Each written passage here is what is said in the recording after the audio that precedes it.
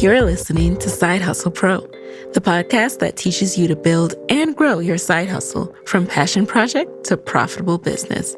And I'm your host, Nikayla Matthews-Okome. So let's get started.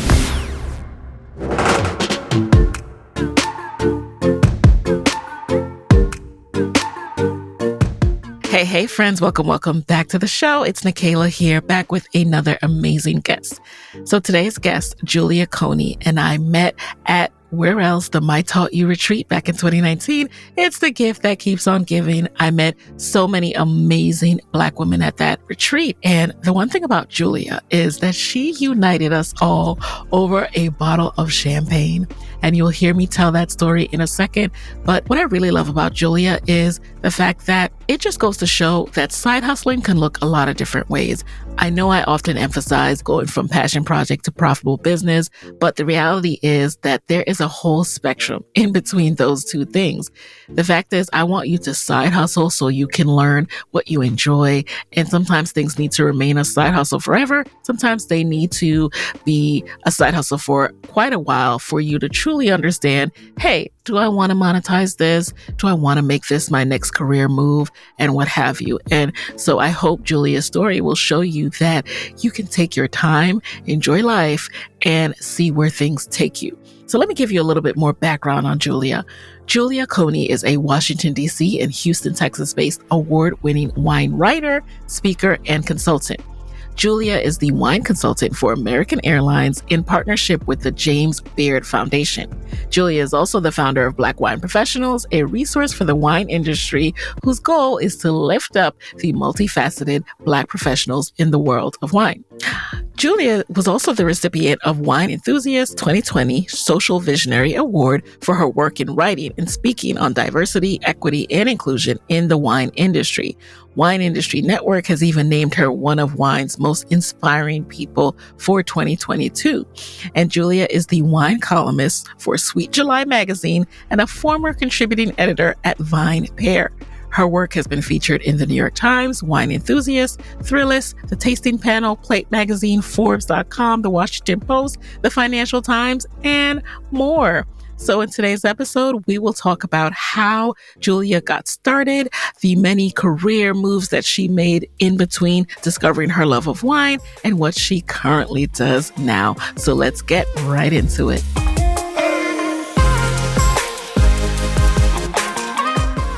Julia, welcome officially to the guest chair.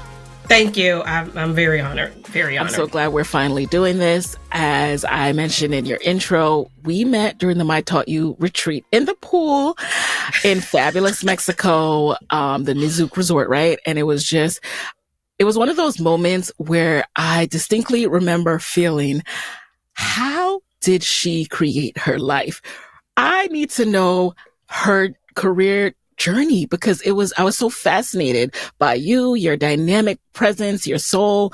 And is this when I was pouring champagne in people? Yeah, you're pouring champagne. Okay. And first of all, I still feel a little silly to even admit this, but you taught me how to hold a champagne glass. I was holding it wrong my whole life, right? Most people do. I mean, most people do. So what's the right way to hold it? We might as well start it off like that, right? All right, y'all. So come over to the YouTube channel and you will see. All right, don't have your hand all over. So a lot of times people do this, and you're warming up your wine. Yes, and sometimes you need to if it's very cold.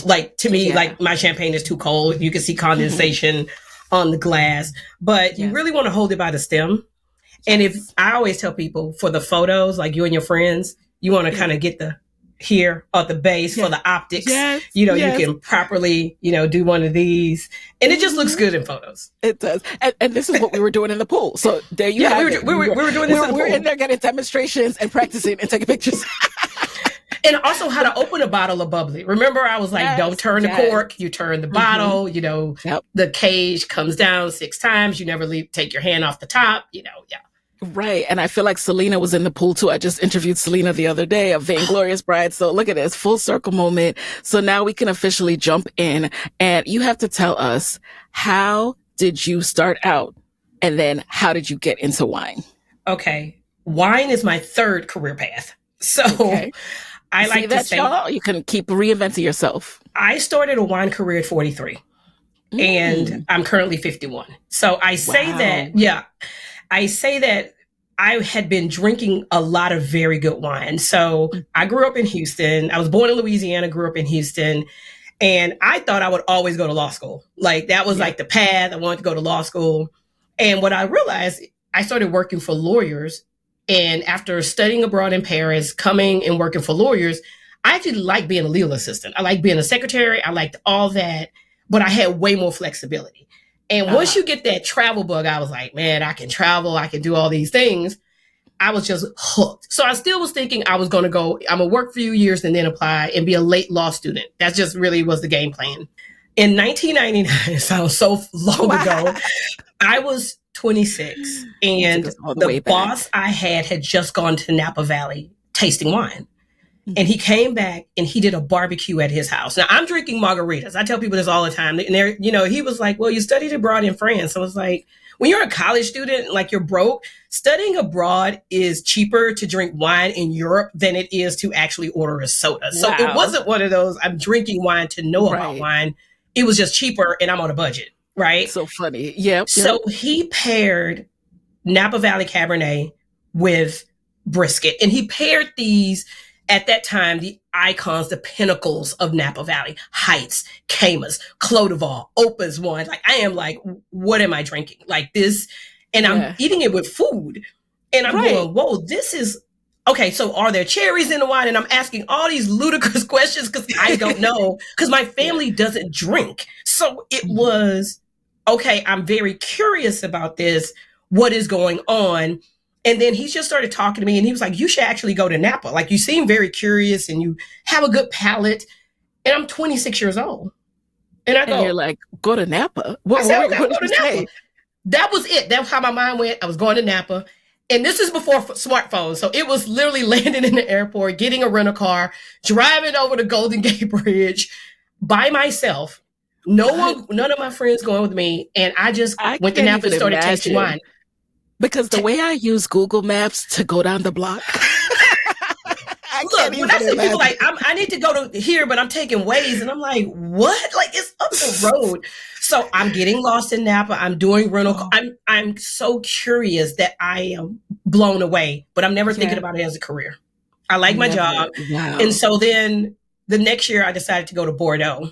And I decided to do a where's Bordeaux? Like, where in relation Bordeaux in France it's countryside.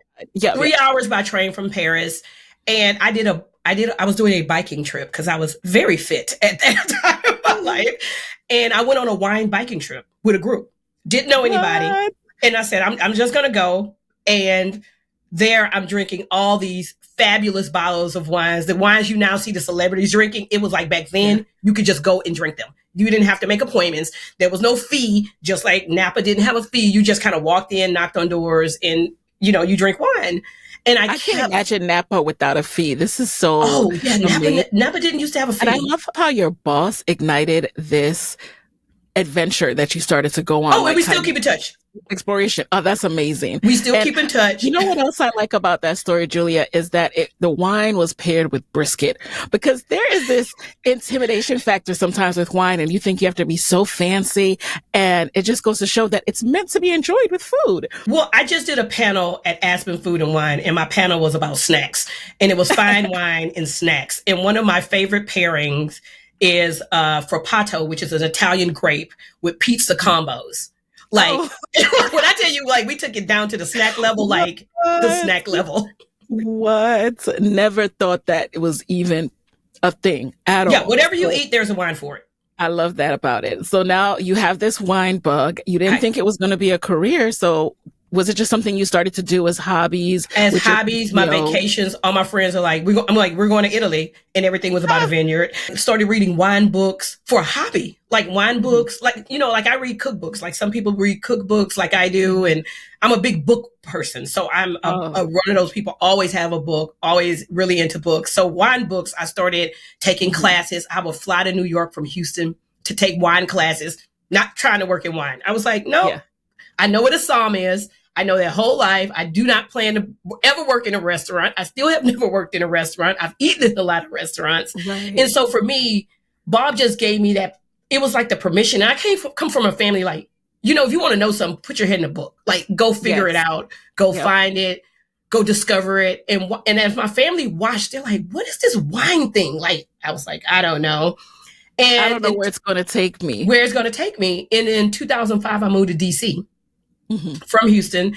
And then it was a whole other world, because East Coast wine lovers are very different than Southern wine lovers, right? Because you can get, well, you can get a lot of wines come to the East Coast that never make it down South. They don't even make it West, because East Coast is considered more Eurocentric. That is just kind of like a thing. And in 2005, you could get some wines in Texas, but you couldn't get them like you can now. And so it was on the train for wine dinners, at, let's say, okay, I'm going to New York. I'm going to La Guinouille because there's a wine dinner. Okay, I'm going to La Bernardin because there's a wine dinner. So I started knowing all these Psalms because I was going up to DC, up to New York. And then I knew all the DC people because I was just eating at all the restaurants. And what's a Psalm? It's a sommelier. Sommelier. I can always trip over that word. And are they like a wine curator? Is that the official kind of? The official kind of definition is a wine steward, someone who works in wine, curates. I personally do not call myself a sommelier. A lot of people do. For me, I don't work in restaurants, and I consider them a restaurant person. And I could call myself that. I call myself a wine educator, journalist, and consultant.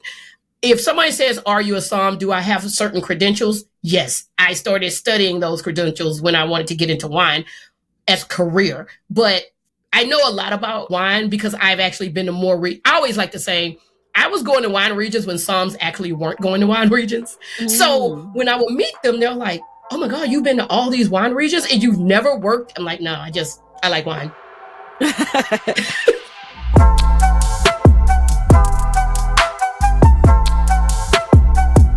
And what were you doing during all this time? Well, I was still a legal assistant. You were still a legal assistant. So from Houston to the East Coast, you were. And then I became an international legal assistant. So I was flying at Japan and Asia and Tokyo, working. And Asia wine scene was off the chain. I mean, they drink some baller wines. I mean, they have a huge wine community in Asia. I actually love it because I love also the cuisine. So you're in Hong Kong, you're in Taiwan, you're getting Szechuan, you're getting all these styles of really great wine with like dumplings.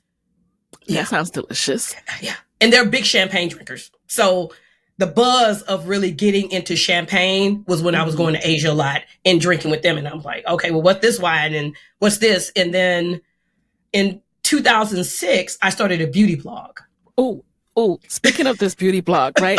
So as I'm researching you, Julia, I find out this fun fact. One of my favorite bloggers and authors of all time is Tia Williams. Absolutely. So when I heard this connection, I was just blown away. Tell me, so what's the story? How did you meet Tia and how did that lead you to launch your blog? So Tia is the reason I'm talking to you. And I will always say that. Tia Williams saw something in me that I should be writing about, even though I have an English degree, I didn't think about writing as a career. And I met Tia in 2006 at a writing conference on the weekend at Howard University. So were you going to this writing conference for fun as well? Was this another? It was a fun thing. It was Tia Williams. She was signing her book. And I'm a Tia Williams fan. Okay. And I'm a Tia Williams fan from Elle and Lucky. Like, Tia is the Black beauty girl that is always going to be. Exactly. And so for me, Tia looked at me and she said, what do you do for your skin? While she's signing her books and books for my nieces. And I said, I go to Paris every year and get a facial. Tia went, what? I said, yeah, I go to Paris every year and get a facial, which I still do. I still go to the same facial place.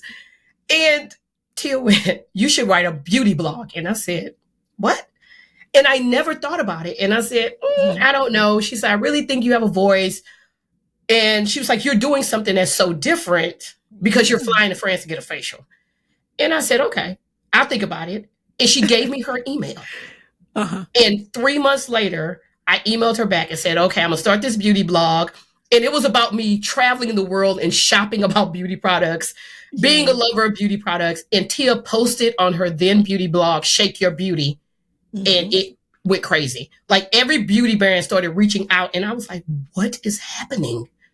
Like what is going on? Because I thought it was like a fluke and a joke and what is a blog? And, It was on Blogspot then, and it was not like it is now. OG memories right now. Listen, if y'all know about Shake Your Beauty, comment Shake Your Beauty when you see this, because that was my blog. Okay. Yes. Everything about her life, like, you're reading about it, and she's talking about a product, and I used to, we called them screenshots back then. I remember trying to take photos with a BlackBerry of posts that she had, because I was like, I need to remember this, because I don't want to forget what she said, that I needed to layer this lip liner with this lip gloss. And, and eventually you started your own. I started my own, and I wanted What was it called? All About the Pretty. All About the Pretty. And the subtitle was A Southern Girl's Guide to All Things Beautimous, which my grandmother used the term beautimous, which is beautiful and glamorous together. Oh, I love that. So beautimous. And it was just literally me talking about spending Saturday mornings. I'm from Texas, so I'm a Texas girl, and moving to DC was one of the hardest things, because I hated the Neiman Marcus in DC. Oh, I'm from Texas. Neiman started in Texas, and if you're a Texas person who understand the OG Neimans, you could go in, sit down. They will bring you clothing on a rack. You pick a clothing, and next thing you know, it's at your house. It was valet. You drop your car off. What? There was champagne in the makeup counter. It was a scene, and I would go on the weekends and just hang out. And I had a private sales lady named Miss Juanita, who started selling me skincare products when I was 16, because my mother wouldn't let me wear makeup. She was like, no, the skin is the thing in this family. You're going to have a skin routine. Mm-hmm. And it was just really talking about a good time. It was talking, I'm going to Rome, and I'm going, where I'm buying Carthusia, but I'm in Capri. I'm doing a visit in Capri at the place. And it was like I'm going to Grasse, France to study fragrance. It was insane. Like, it was insane.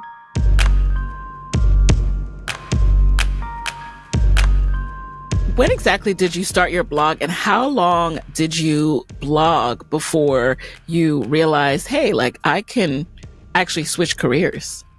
Okay, I started to blog in March of 2006. I left my law firm job in September of 2010. Okay. And I was doing both. You?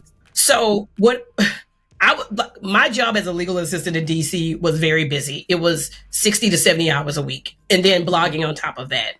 And I tell this story because I didn't hate my legal job. Like, some people hate I didn't hate my job. I just didn't want to work. I remember going into the office, and I had spent a month in Africa going to the World Cup, and then going to Egypt with my then boyfriend, now husband. And I said, I just want to work one day a month from home. Not a Friday, not a Monday, just Wednesday. I said, so we're going to get married, and I just want to work Wednesday from home. That's all I wanted. I was like, if they give me Wednesday just not to go in, not come home in a car service. And, because one of the clients I work with, really, we're on their phones, like, we're on their laptops. They were huge. So it was a lot, very intense. And I had a team of 5.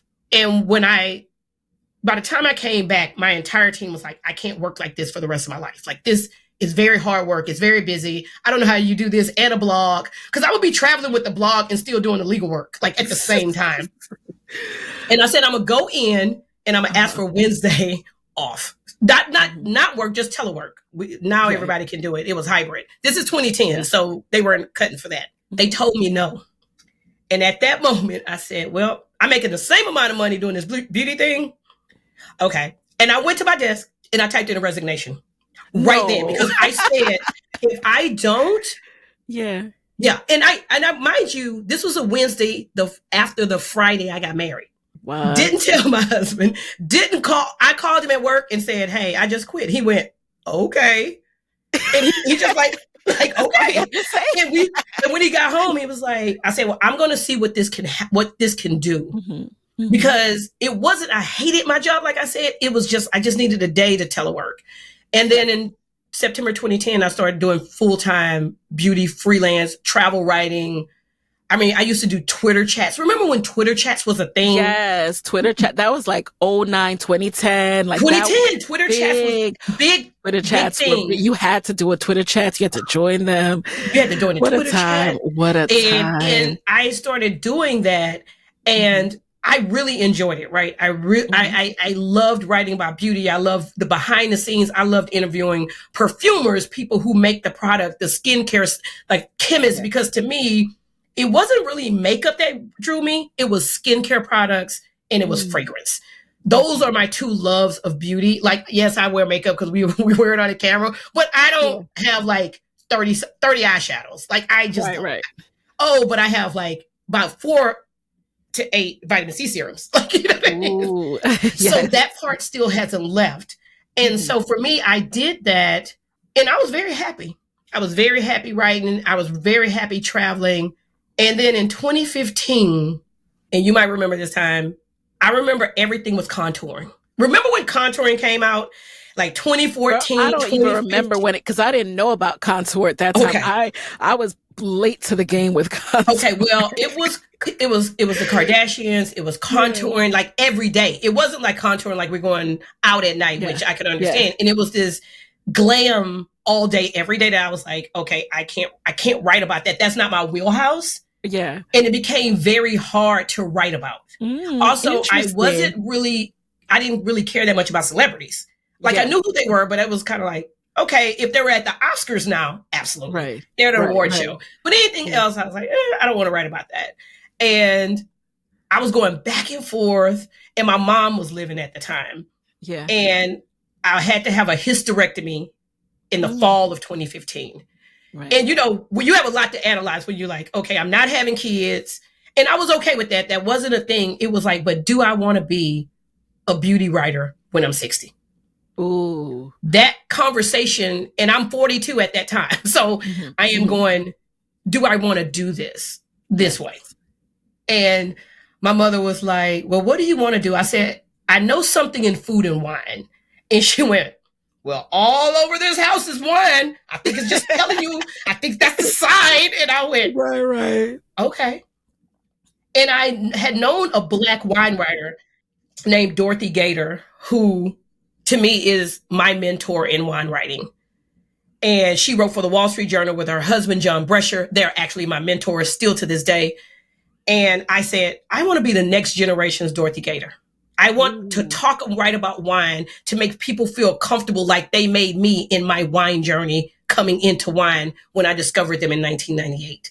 I really want to read them and be that person. And I was still very nervous. Like, here I am again about to switch to another career. Yes. Going to tell my husband I'm switching to another career. Like, it wasn't just like, and you know, my mom and my family was like, well, you're a wine person, though. We see it, even if you can't. Yes. And I said, okay, thank you. Because I didn't, I saw it, but I didn't see it. I didn't really see it.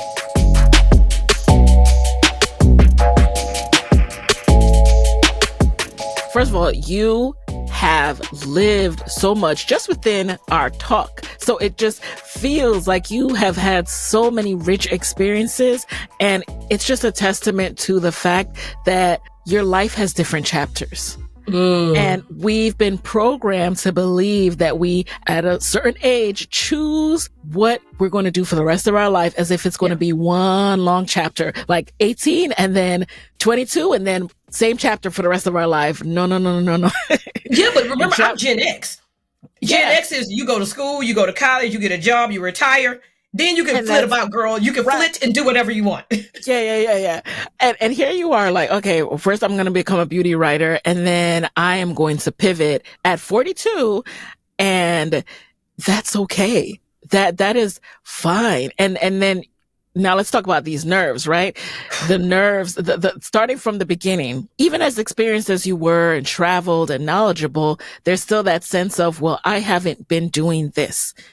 Who am I to do this? Did you feel any of that? Oh, I felt all the things. I felt all the things to start over. Who am I to now want to jump into wine and like feet first, right? I remember just going, okay, so let me Google myself, right? So I Googled myself and said, well, if I keep my name, everything relates to this beauty blog, right? Everything pulls to this blog. So then I had to decide. That was an identity I had. I am Julia Coney from All About the Pretty. I have to take this beauty blog down. What? If I don't take it down, when you Google me, it will forever be beauty. And that was a hard decision to pull 10 years of beauty writing posts down. Wow. Like, yes, I still own the domain, but it was like, let's take this down off WordPress. Let's archive everything. Wow. When I tell you, Julia, like, I don't think even if I pivot away from Salsa Pro, I'm not taking it down. I did because I was just like, I kept Googling myself and I was like, wine is never coming up. Like, is not going to come up. Mm-hmm. And I cried like a baby. Like, I am telling you, I was bawling because I didn't. And here is like starting a new blog, knew this, knew everything, and taking something, that old identity. Yeah. Who I still love that girl, but it was like, this new girl got to show up. And she can't show up doing this. Yeah. And I do everything. I had researched bloggers, writers, found emails. And when I tell you shoot your shot, because I was shooting my shot in people's emails like, hey, I was a beauty writer. Can you help me in this wine thing? Not one person said no. Not one person said no to me. What kind of help were you looking for? Just like, okay, how do I get on? There's a PR list, right? How do I go from a beauty list to a PR list? And I will never forget, her name is Catherine Todd, Dame Wine. She's like, email every PR that works in beauty and tell them to pass it to their friends that work in food and wine. That's the first step. Mm-hmm. Email them and tell them, hey, this is a new email. This is what I'm doing. Set that up. Did that. The response was great. Okay, we'll just switch you over. Change my name in Cision.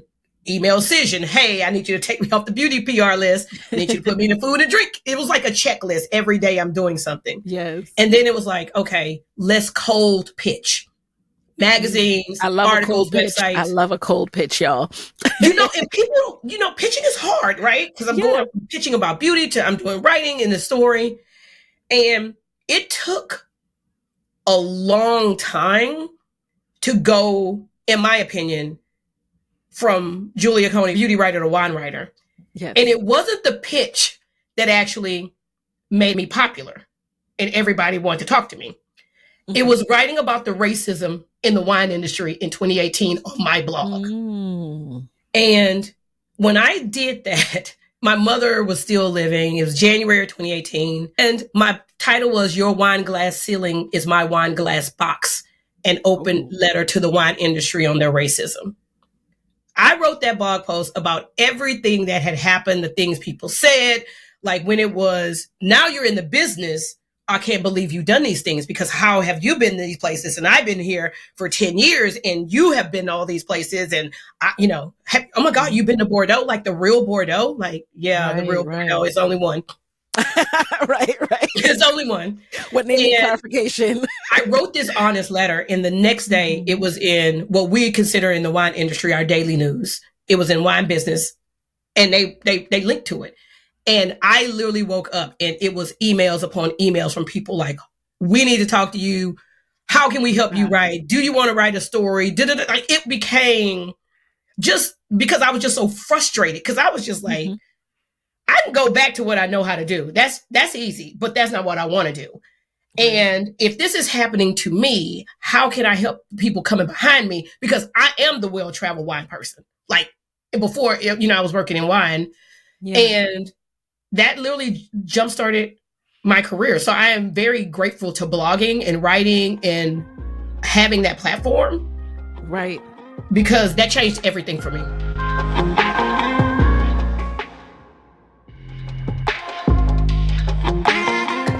I love the word you use, because I love this word, platform.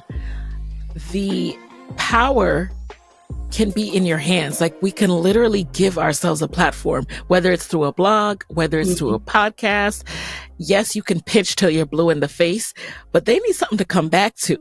And when you have this platform, which is like your portfolio with all of your work, it speaks for itself. They can then say, oh yeah, we want more of this. So talk to us about the platform building that you've done throughout the years and how impactful it's been for you, whether it was beauty or now food and wine. Well, for me, one of the things, I still freelance, right? So I've written Washington Post, Food and Wine, Wine Enthusiast. And this year, last year, Lord Jesus, I started a Substack. And what I wanted to write with the Substack is I wanted people to find a wine, 1 week. That's all I'm giving you. I'm not giving you all nuance. I'm not giving you technicality. If you want a technical wine writer, I am not her. Can I go there with you? Absolutely. Will I? No. People don't want that. They want to know what they should be drinking, what they should be eating. So for me, those main platforms for me are Substack and then Instagram. Like that's where I'm going to, can be myself, talking things, talking wine, talking food, just talking books. It could be anything. And it took me a long time because everything is about, yes, you need to niche this. And if you don't niche, then, but I'm a wine person who I comment very often about how when I'm tasting wine for work, I can't wear a fragrance. Fragrance hinders me smelling wine. So I write often like, oh, I'm glad I'm home because I can wear a fragrance and then I can smell this wine, or I'm writing about this wine. And then I'm like, then I'm going to layer a fragrance after it. But there are so many nuances in fragrance and wine that are very similar, right? On the Substack, I pair champagne and fragrance. Interesting. And I learned that from a perfumer. And what's really interesting about you, Julia, is there's an unapologetic nature that you have. This is me. This is what I want to do. There's not coloring in the lines, and then there's just like ripping up the lines altogether. And you're just like, what line? Because even within things that we give ourselves permission to do, we can find ourselves still going back to these made up rules. Like, who set the rules? Who says, if you know this much about wine, then you need to be a somm? If you do this, then you need to do it this way and be writing about technical stuff. You're like, no, I don't want to do that.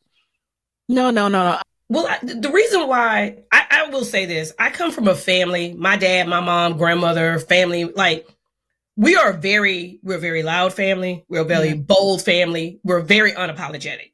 And that was just the way I was raised. I am the daughter, the baby girl of 4 boys. I am the baby. I had to be loud in order to be heard in that house. My father was a U.S. Marshal. My mom was a teacher. And, my parents were like, you're curious, go study it.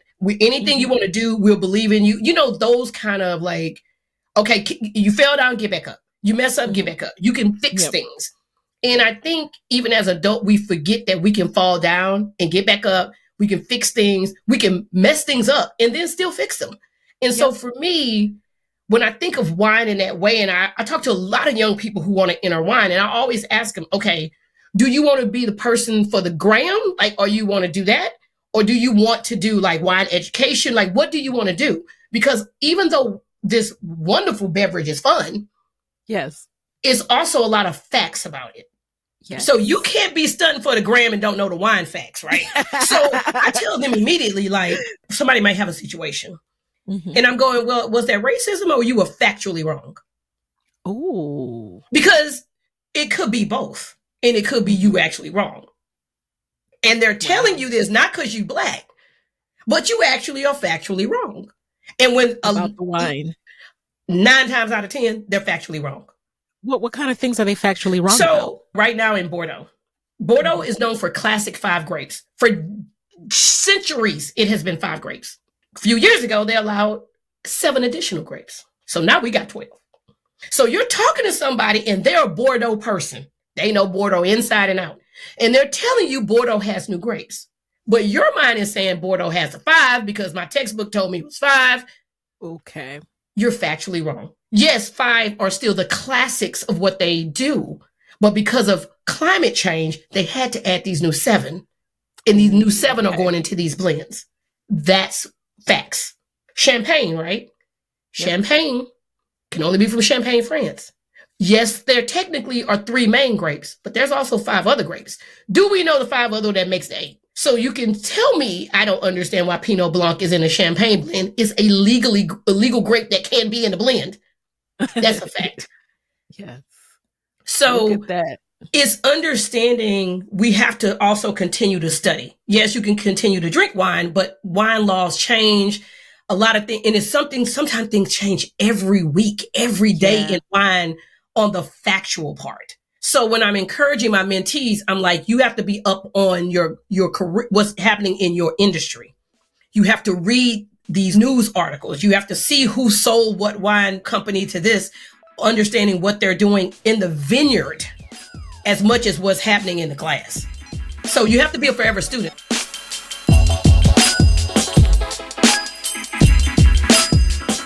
Let's shift gears a little bit more because I want to know about the financial aspects of this. Mm-hmm. It is all fine and dandy to explore your passions and to do something that brings you joy. But how do you sustain yourself? Especially as a freelance writer, it can be so hard. I imagine, girl, I got 8 jobs to make a job. Like, it's not just one job. Girl, no. Like, tell us about these jobs. Yeah. How do you sustain yourself? I have writing. My Substack, I have a paid vertical on there. I have a free vertical. I talk on panels. I charge my fee to be on your panel. And that is inclusive of, are you paying for my travel? I don't travel on budget airlines. I don't travel on airlines that I don't have any points. With my work, I only mainly now travel 99% of the time on American. That's where my status lies. That's what I do. And it's understanding that, right? If you want me to write for you, this is my rate. I don't accept anything below. And it is very hard. So you have to understand, even when I do a lot of private tastings for people. You want me to come taste with you. That means you need to pay for my Uber, Black, because you want me to drink with you too. So let's be clear. You want me to do a private, I'm not getting a regular Uber. I'm charging for that. And I'm charging per head. Okay. I'm not charging per event unless your event has a comma in it. Because otherwise, you're inviting 50 people to the Zoom. Just say it's still on a Zoom. I have to have the energy for 50 people. The same energy for 20 is the same energy for 50, but I have to charge for that. This is all important notes. Yes. It's important notes, right? Am I choosing the wine? Am I coordinating the wine delivery? Then I have to charge because I got to pay a virtual assistant to create this Excel sheet with everybody's address. Then we have to go make sure your state allows the wine to be shipped from my vendor. No, I got to charge for all that. Yes. And I'm not everybody's person, and I'm okay with that. And now that took a long time to get to. It's kind of like now I do private seller coordination. You want me to come into your home, analyze your wines, see which ones need to be drank now, see which ones. I can't do that if your cellar doesn't start at $10,000 and up. That's a real talk. Yeah. You need to have $10,000 worth of wine for me to talk to that.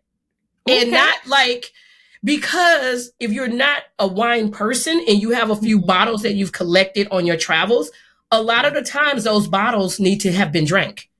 You didn't buy bottles to collect. You bought bottles to be drank now, which means bringing me in is not worth the money because you don't really know what you have.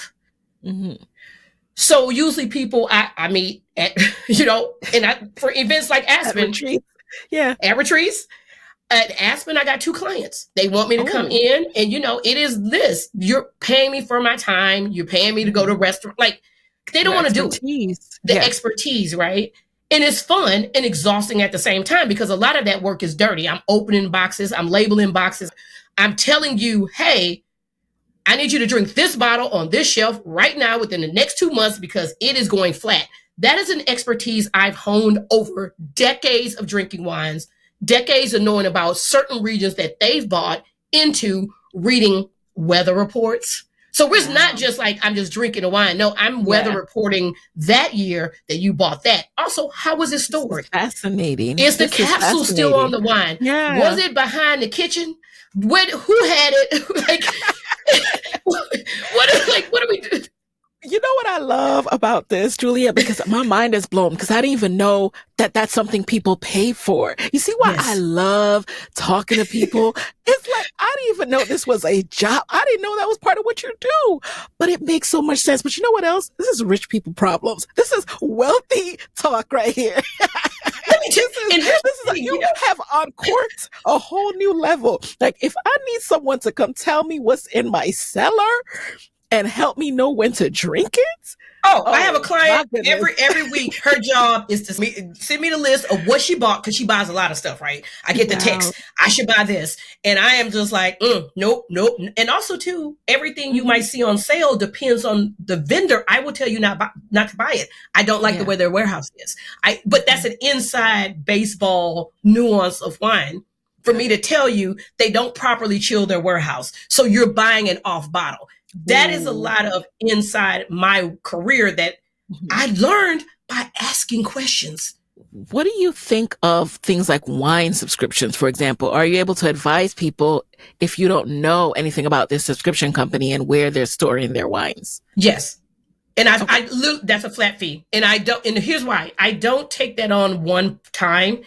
One time doesn't create a relationship for us. For me, I am minimum 6 months because that way I figure out what do you like to drink? Where are you going? Because here's also too, you went on vacation, right? Yeah. Vacation was great.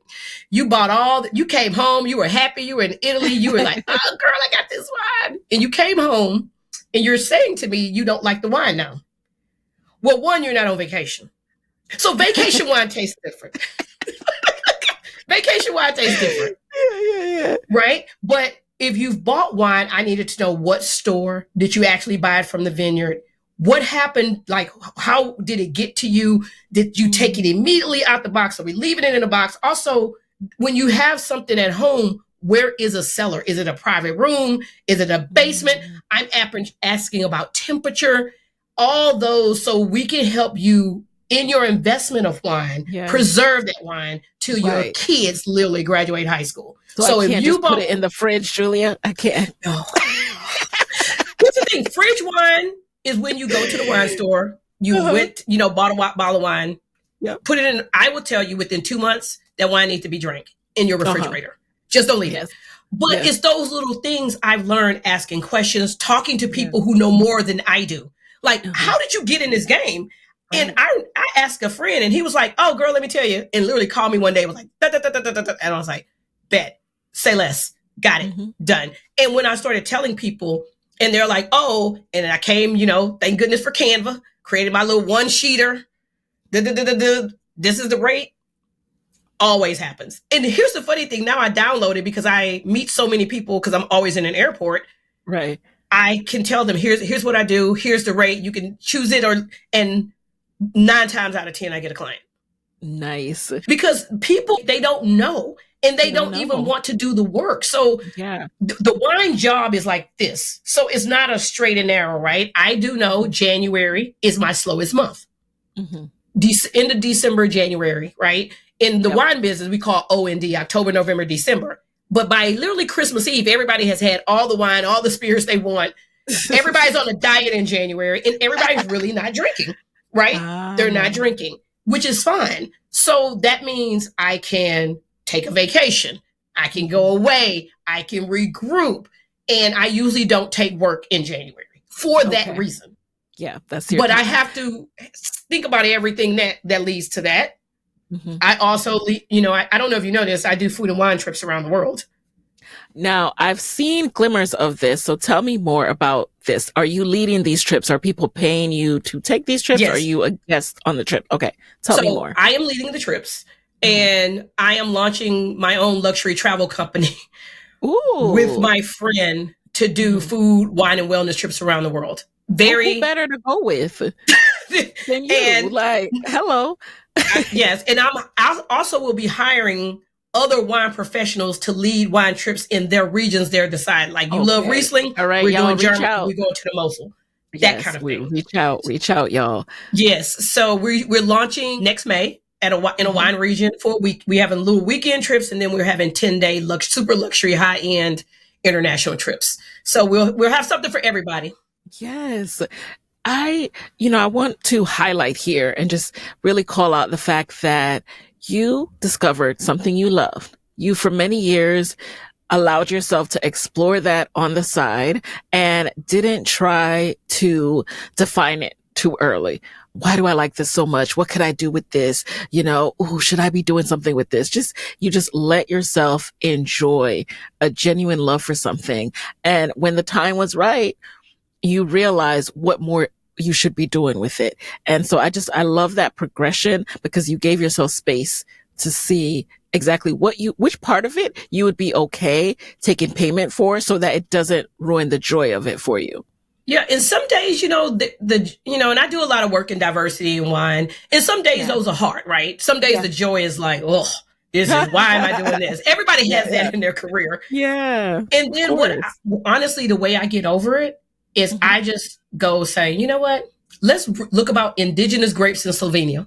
And I'll get back to the love of why I came to wine. So I take the work part out and become that student again. So that's why I continue to take classes, continue to be curious and interested, because every day I don't always like it, right? I mean, I think about, I am the first Black person to run a wine program for an airline. Wow. Right? I don't want to be the last. So there is that, right? Mm-hmm. And then I'm like, okay, I know what I'm doing.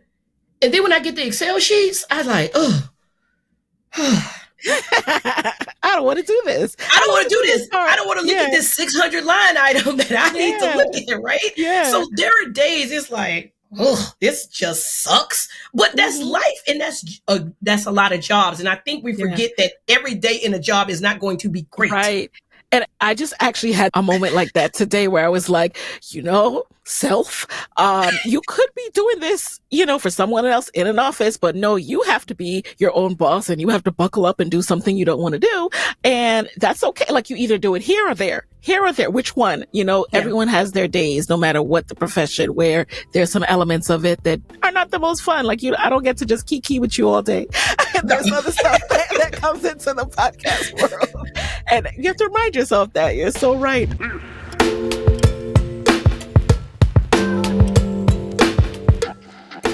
But before we get into the lightning round, I have to learn more about how you became the wine consultant for American Airlines. So how did that come about?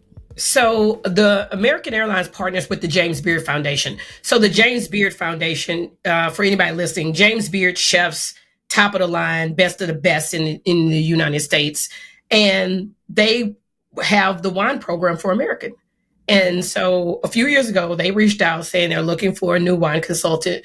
Would I like to be considered and interviewed? And I said, yeah, okay. And like on the interview, I was like, oh, thank you for my job. It was the funniest thing. I didn't even I'm like, thank you for my job. And I remember seeing the faces. They were like, huh? I'm like, oh, thank you for my job. I just await. Thank you for the job. Because here's the thing. They had watched me talk about wine and snacks on Instagram. Somebody told somebody, and she was like, hey, this looks like a fun person. We want not just to choose the wines, because it's the planes and all the lounges. So it is all that. But maybe she can do public appearances. She can teach the staff about wine. Because when I came in, I was like, okay, choosing wine is fun. This is going to be fun. But I also like to travel, and doing the trips, I'm always in the lounge. I want to talk to people. Can I talk about the wines? And they went, you want to do that? And then I was like, watch me. And then they saw me in one lounge and was like, yeah, we get it now. That's amazing. Yeah. That is amazing. My favorite part of this is the fact that they saw you on Instagram and somebody told somebody. That is my favorite kind of story, because I keep telling y'all, if you are not posting what you do on the internet somewhere, I don't listen. Let this be. And here's the crazy thing, like your permission slip. It's so funny, because you were talking about wine and food, and I did this panel in Aspen with snacks, and my whole August is just literally filming that video, one snack, one wine, and posting it. That is literally going to be it, because I'm getting all the snacks from all the places. And here's the thing, some of it's going to work and some of it won't. But that's the beauty of it, is trying, right? And trying to bring something that I love and make approachable and easy and fun. And I think about it because I'm only in 8.5 years. I mean, I've only been working in wine technically since 2016. Right. When you told me that, I couldn't believe it, because we met in 2019. I'm like, wow, you were only like 4 years in at that point. That's crazy. I would never have known that. But you know what? 3 and 4 years is a long time. When you do something consistently, you'll be amazed at your growth. Yeah. In just 3 years. It's amazing, because I always I have my husband, I'm a triple fire sign. So anybody who's into signs, I'm a triple fire sign. So I have to say this. What does that mean, right? Because people I'm a Sagittarius, moon, sun, Leo, right? That's what I mean. Like, what does that mean? Like, you just, you on it. You just like a fireball when you come through. I love what I do. And I'm always thinking, it's not what's next. It's how can I keep having fun? And I change my mind narrative that a lot of people will say, Julia, you're so busy. I'm not busy. I have a full life. I had to retrain the wording because everybody was putting things on me. And I'm like, I read 70 books a year. I get 7 hours of sleep a night. Like, I'm not busy. I just have a full life. And so one of my things is I love hotels. That's why I love traveling. Like I'm a hotel person. The room matters, right? And so my goal, I want to be a wine person for hotels, for boutique luxury hotels. Yes. I want to go in and I want to choose wines for some of my favorite hotels to put in rotation. Not permanently, just a little bit. Just say, and I do a residence one time a month at that hotel, 12 hotels, one time a month. And we have dinners and everybody come to this hotel and I work with the chef and boom, that's what we do. That's how my mind thinks. Oh, I love that. And it's like you create job descriptions and then you go out there and it manifests because it's so important to visualize and to speak life into yourself over what you want. And so as you're saying this, you guys know, you've been listening to the last few episodes, it all ties back to what I've been so focused on this year, which is making sure that my words really reflect the reality that I want. And same thing. I no longer say things like, oh, I'm so busy. I was talking to a mindset, I guess I'll call them coach, for lack of a better word right now, that I was working with. And when people are like, oh, I'm stressed, I got my kids and everybody's pulling on my time. And she's like, no, reframe that. My life is filled with people and things that I love. And so it just reminded me of what you said. I'm not busy. My life is full. My life is full of amazing things. And some days you can Netflix and chill and some days you can't. Like, and that's just it. And then the last thing that you said before we jump into lightning round that I want to reiterate is, how can I say that again? How can I make my life more fun? Right? I love that question. How can I continue to make my life more fun? If your life is not fun right now, ask yourself, what can I do to make it fun? And let that be the guiding light. Exactly, because I look at planning wine lists for a hotel as fun. I'm going to stay in a fabulous room. Yes. I'm going to talk to people about wine. Right. I'm going to host a dinner. And in that dinner, guess what I'm picking up? New clients. How can I make my wine more fun? It's going to be fun. Going. And so for me, I'll demonstrate that for you guys too. Like, how can I make my life? I want to talk to people. I'm naturally nosy. Being nosy is fun for me. How can I do that? I can just continue to interview and talk to amazing women who I admire, who I feel are icons in their field. That is fun for me. And so everyone listening, ask yourself that. And you know what it requires? It requires you taking the limits that you've put on yourself off. It requires you are the one that has to take that ceiling off. Like, oh, that's not realistic. Oh, everyone can't have fun all day, Julia. Yes, you can. Well, here's the thing. I think what we describe as fun, right? Like, like I picked up roller skating last year as a hobby, right? That's a hobby. Right. Yeah. But I don't want to leave this earth and going, I didn't have fun the majority of the time. Right. Does that not mean, look, I'm still full-time caregiving right now in Louisiana, and it is hard. But how can I have fun still? Yeah. I'm drinking champagne with you in the afternoon. It's fun. Right. Yeah. That's it right there. All right. So we're going to jump into the lightning round, you guys. Okay. I have a big smile on my face. I like you said, there are hard moments in life. Like, I am running on fumes sometimes from lack of sleep. And these conversations, they give me so much life that, like, my brain be like, I'll just be like so energized after them, after waking up with like 3 hours of sleep, like all because of what we've decided to do with our life. So I hope that inspires someone today. So now let's jump into the lightning round. You know the deal. You just answer the very first thing that comes to mind. Are you ready? Okay, hold on. Let me take a sip of courage. Okay, yes. And I'll take a sip. I'm taking a sip of a different type of bubbly. It's just sparkling water. Because Lord knows if I drink right now, I will not wake up. All right. Number 1, what is a top resource that has helped you in your business that you can share with the Side Hustle Pro audience? YouTube and Google classes. YouTube, Googling something on YouTube, on Google, and finding it on YouTube, learning how to, like, I've learned how to work my phone better for things just being on YouTube. Like content creation, also timing, just everything, like how to make the phone more efficient, not just, oh, this is a note app. How do I sync this note to a reminder that's going to pop up on my phone instead of just having a list of notes?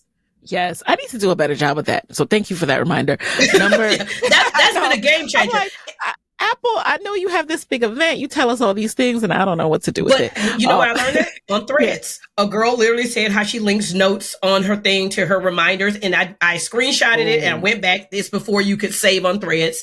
Went on YouTube. 30 minutes. I was like, oh, I'm good. Oh, okay. Now I'm looking that up after this. All right. Number 2, who is a non-celebrity Black woman entrepreneur who you would want to switch places with for a day, and why? I would like to switch places with Cookie Johnson for one day.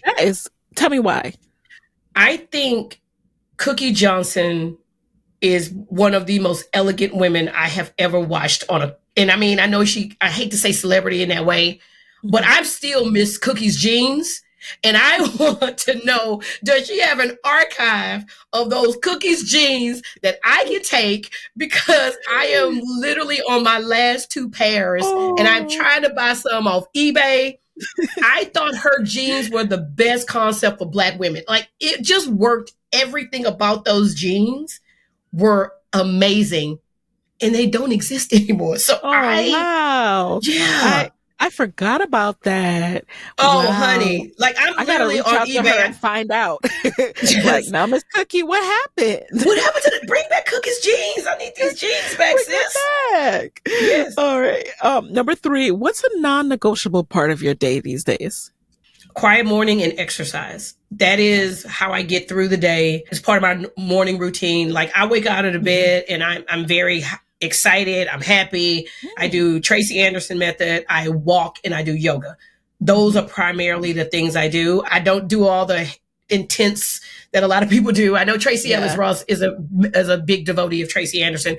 It's like yoga, Pilates, strength, hit all in like one class, like 30 minutes. It is the best 30 minutes of my day. So doing a workout, even if I just walk, because some mornings I don't plan it. So I wake up and go, how do I feel? Some mornings it could be a 30-minute walk. Some mornings it could be Tracy Anderson. Some mornings it could be yoga. And then I spend 30 minutes to 45 minutes every morning reading. Okay. Number 4, what's a personal trait that has really contributed to your success? I'm never meet a stranger. And I'm going to shout out to Lovey Ajayi Jones on this statement. Lovey said years ago on stage that when she walks into a room, God has her helper there. My life changed.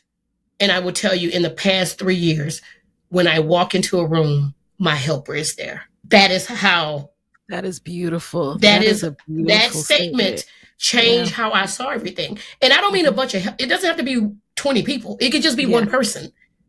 And so never meet a stranger. I know my league and I we're playing people who talk to everybody on the plane. If you talk back, I'm talking to you. That's like going to be a thing. But you never meet, your helper might be the person sitting next to you. Yeah.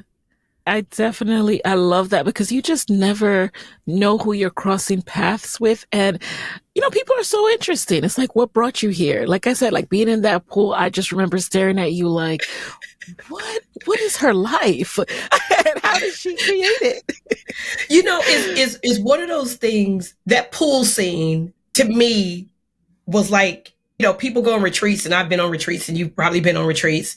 To see that many Black people, women that fabulous in one weekend.